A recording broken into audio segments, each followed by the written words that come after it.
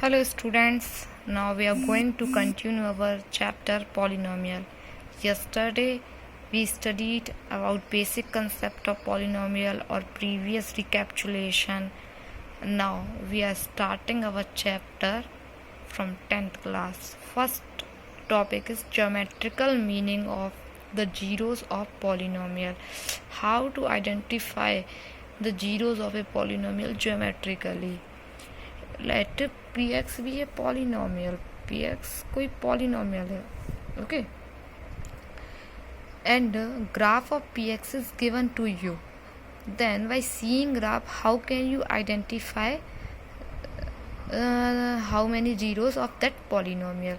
You easily identify how many times, you just count how many times that graph cuts the x-axis or touch the x-axis. How many times that graph cut the x-axis or touch the x-axis. Just count the number and that number is the zeros of the polynomial. Now I repeat once again, if px be a polynomial, then just count how many times px cut the x-axis or touch the x-axis. That number is the zeros of that particular polynomial. Is it clear? Now let us see some question first.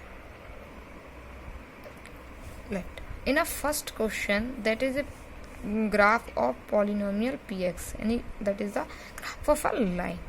Now we see that is our x-axis, it is y-axis, and the graph of polynomial never touch x-axis. So the number of zeros of the polynomial is nothing, and it has no zeros. No zeros, number of zeros, yeah, infinite many solution. That means that polynomial having no zeros, right? Now we take one more example. Here the graph of polynomial px cuts our x-axis how many times? 1 and 2. It cuts our x-axis 2 times. That means the zeros of that polynomial is 2. So our answer is 2 is the zeros of given polynomial. Now next see another question. Here it is our graph of polynomial px. Now first we count how many times it cuts our x-axis. 1, 2, only count x-axis, not y-axis. 3. That means that graph having, that polynomial having 3 zeros. 3 zeros. Now let us see another example. This is the graph of polynomial. Now we count 1. It touching point is also count 3. So how many zeros that graph, that polynomial having 3 zeros.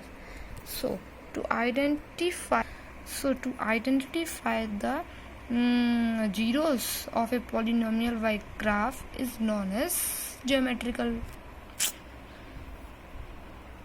Now one more important remark for you. If px is a polynomial and the degree of px is n, so the number of zeros of px at most n.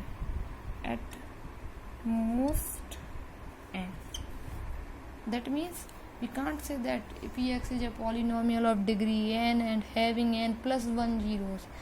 The number of zero is always less than or equal to the degree of the polynomial. If a polynomial is quadratic, that means the degree of polynomial is 2, then maximum number of zeros may be 2.